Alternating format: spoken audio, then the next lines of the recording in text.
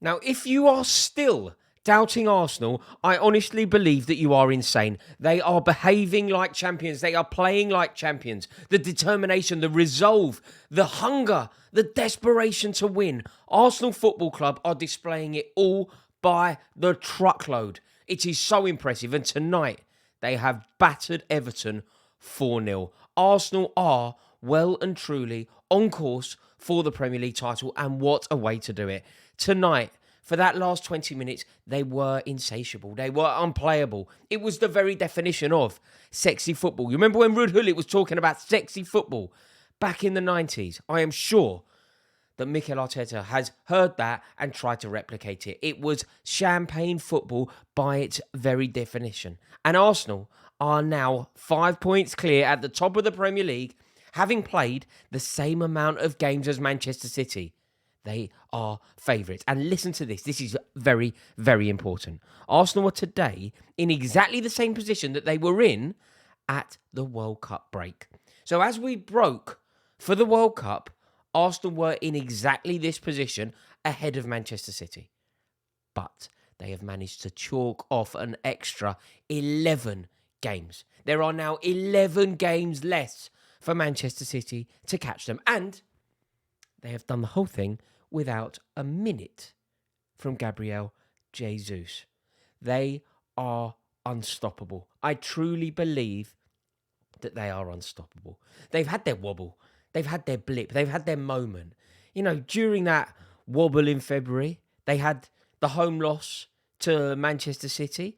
And I think that some people genuinely believed that there was an issue. And during that wobble, Arsenal fans would have definitely taken this position that they're in now. But I think even the most sceptical, even the most depressive of Arsenal fans must now concede that they are favourites for the league. They are just on it. They're so hungry. They're so relentless. And look at the football that they're playing. It's their third win in a row off the back of their blip. And let's face it, they look like champions. So many of their players. We could talk about so many individuals. The player that I'm going to focus on is Gabriel Martinelli. Truly sensational. Just mercurial, incredible. And he was dropped recently, wasn't he? He has answered that with aplomb. What a player. What form. Think about it. Against Villa, scored that goal, didn't he? Do you remember he celebrated before it even crossed the line? Makes me always think of like being a jockey. You know when jockeys are riding, racing, and they're in the Grand National and they celebrate on the back of the horse before they've won because they know they're 10 furlongs clear or whatever. That is what Gabriel Martinelli did at Aston Villa. He celebrated before it was officially a goal, before the ball crossed the line, because he knew. Then gets the winner. Clever goal that he worked very well with Trossard. Excellent assist away at Leicester. Through the legs, Gabriel Martinelli opens his body up, tucks it away, takes a wallop, and that didn't faze him. And then again tonight, insatiable on the score sheet. Just truly, truly sensational. And he's scoring goals for fun, and he's got Bournemouth next. This Arsenal team, I'm so fearful. I've resigned myself to the fact that it's going to happen. And tonight was a statement from them. It really was. To beat Everton 4-0 was such a statement because at Goodison Park, Everton started the Arsenal wobble. When people started questioning the Arsenal resilience, the Arsenal underbelly, is there a vulnerability in this Arsenal team? It all came from the game at Everton against Sean Dyche on his first day at Everton. That was when people started asking the questions. That was when the genesis of the questions started. And the fixture list wasn't kind to Arsenal. Arsenal, because of the Queen's death, Arsenal never had the opportunity to play Frank Lampard's Everton. And most people took points off Frank Lampard's Everton. Interestingly, Manchester City did not win their home fixture against Everton. Arsenal have won their home fixture. So it's levelled out already. But because of the fixture list, if Sean Dyche had got another one over on Arsenal, it would have been significant. And it would have also opened us up to all saying, oh, you know, there is a weakness to Arsenal, the February weakness, William Gallas crying on the pitch at St Andrews. The last time Arsenal were in this position, they ended up finishing fourth. All of the above is true. There was a weakness. William Gallas did cry on the pitch. The last time Arsenal were in this position, they did finish fourth. But this isn't that. This Arsenal team is not that. There is no vulnerability. There is no chink in the armour. There is absolutely nothing that is going to stop this Arsenal team winning the league. I truly believe that. And it's very important that if they do, everybody likes to flag when I get my predictions wrong. I told Don Robbie in October that they were going to win the league. And I stand by it today. It really is huge from Arsenal. And they didn't have it all their own way today. They had an incredibly frustrating opening 40 minutes.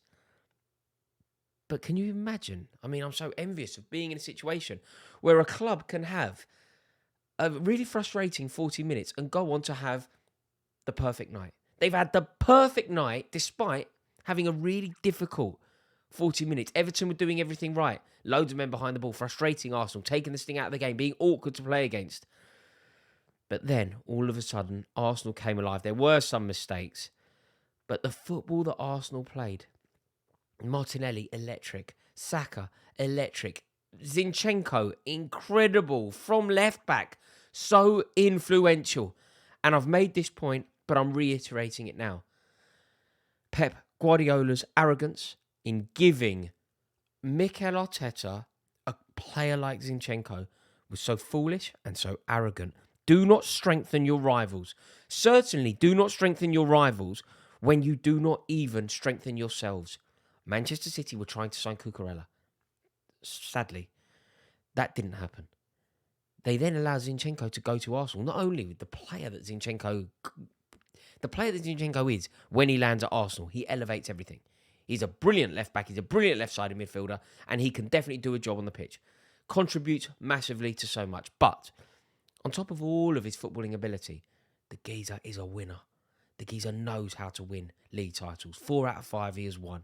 He knows what it's like to get big results. He knows what it's like. He knows the importance of beating Manchester United at home, for example. Did you see his reaction in the aftermath of that game? It was personal for him to beat Manchester United in the way that they did. And Pep Guardiola allowing both Jesus, proven winner, and Zinchenko, proven winner and a warrior tonight, to go to Arsenal to strengthen Mikel Arteta's team could be the moment that the league was actually won. Pep Guardiola's side are so up against it now. It is going to be so difficult for them to get anything from this league. I really believe it. This Arsenal team are simply sensational. They have battered Everton and they score goals for fun. They're stingy at the back. The other day when we were speaking about their performances, Gabriel was the one that we're talking about for being man of the match. A defender the other day. Today I'm talking about Martinelli. And just think about their top goal scorers in all competitions now. You've got Saka, 11 goals. Martinelli, 11 goals. Odegaard, 9 goals. Nketiah, 9 goals. Gabriel Jesus, 5 goals. They're unstoppable. And they're going to win the league. Do you disagree? If you do, please comment below. Let me know your reasoning for it. Thank you so much for watching this video. If you're new around here, I would love for you to click the subscribe button. I would love to welcome you into this community. Please give it a like if you've enjoyed the video as well. I wish you a wonderful night. Cheers.